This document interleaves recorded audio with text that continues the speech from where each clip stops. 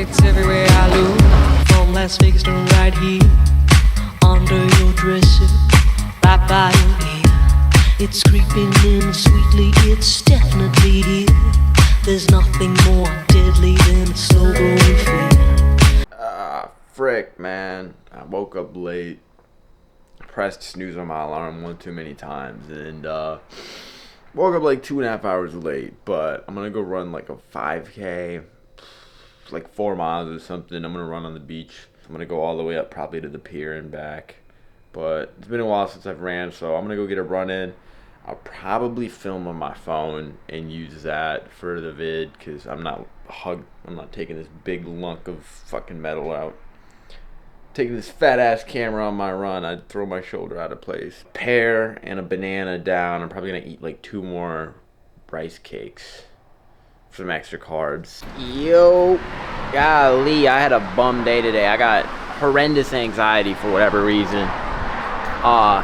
Didn't finish my run this morning. I got to like 2 miles and I was like, nah, not today. So I just walked the rest, but I did get my 10K steps in super early, which is a major W. So I hit 10K steps right away. Got a beautiful meal left for later tonight. I'm gonna make some 93 lean ground beef and sweet potato fries. But for the meantime, let's go hit a leg day. My freaking tires keep deflating themselves. It's super annoying. So I gotta go hit this one gas station and pay like $5 for air to get that filled up.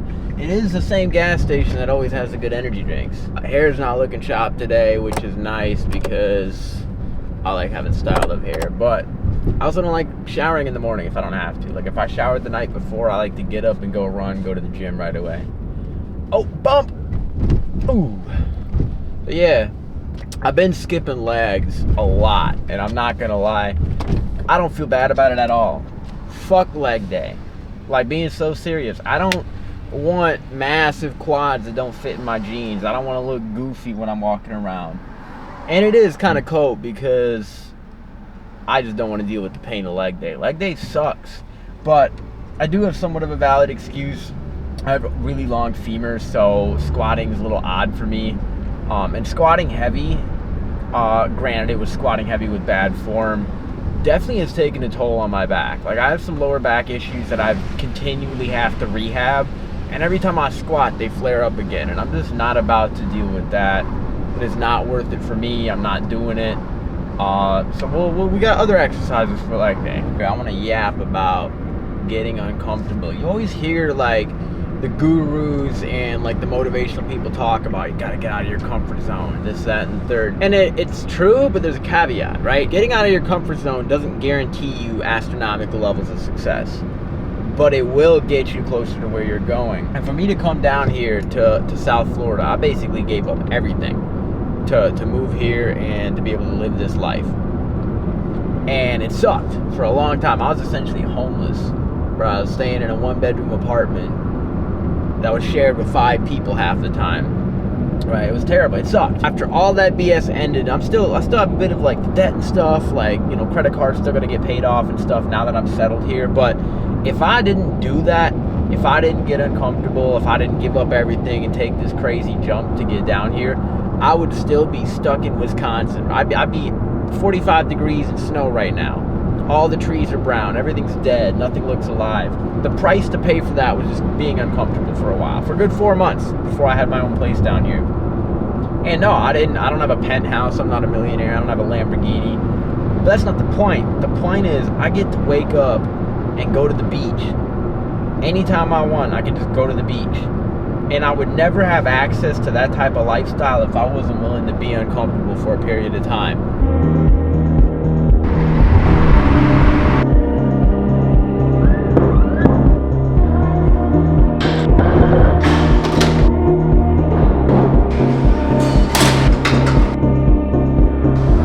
God dang it, bro. I smell pizza.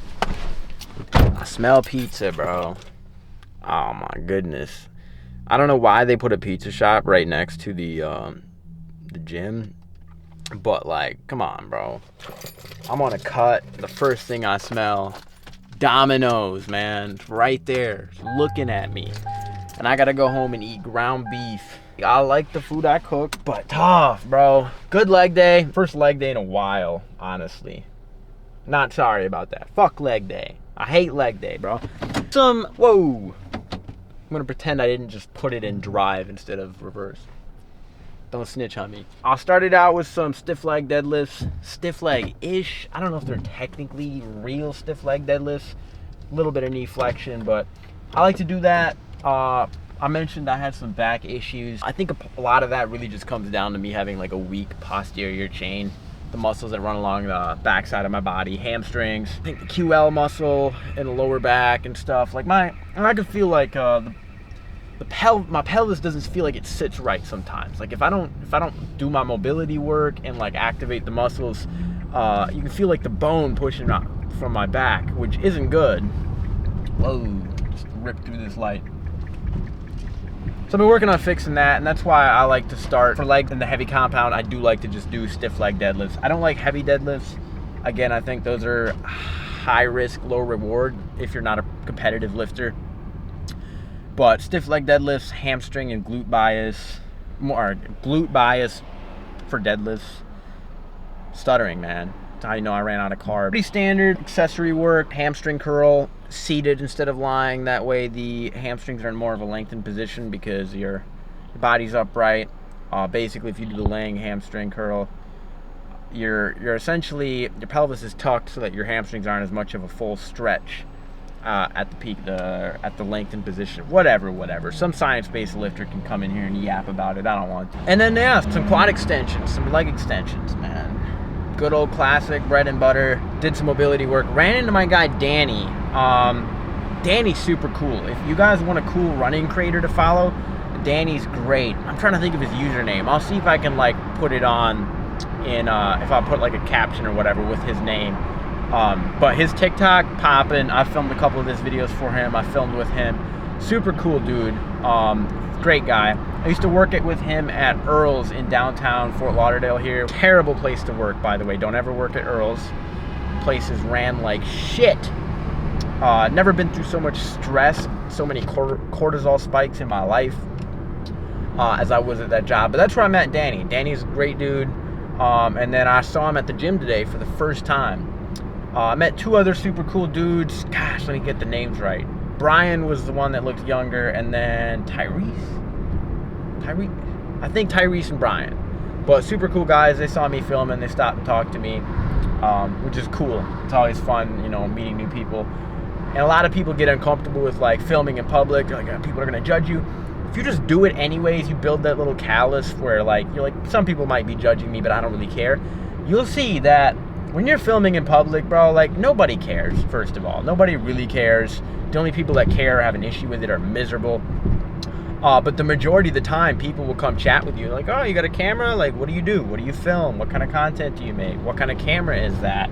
And you end up getting into conversations and meeting people just because of the fact you're filming, which is super cool, and I enjoy it. I've met a lot of people just from filming in public, and then, you know, the people that are more sociable will come chat with me about what I do and how I do it and so on and so forth. I'm gonna cook up some beef, some sweet potato fries, show you guys what a very standard meal is for me. And that's a wrap for today. I might film more tomorrow to round out this video. I might not. I might just let it be shorter. Who knows? We'll figure that out some other time. So I didn't end up filming me cooking, but this is 12 ounces of 93% lean ground beef, 75 grams of Sweet Baby Ray's plus other seasonings, and then I got the Ore-Ida steak fries on there, plus Great Value sweet potato fries. Everybody.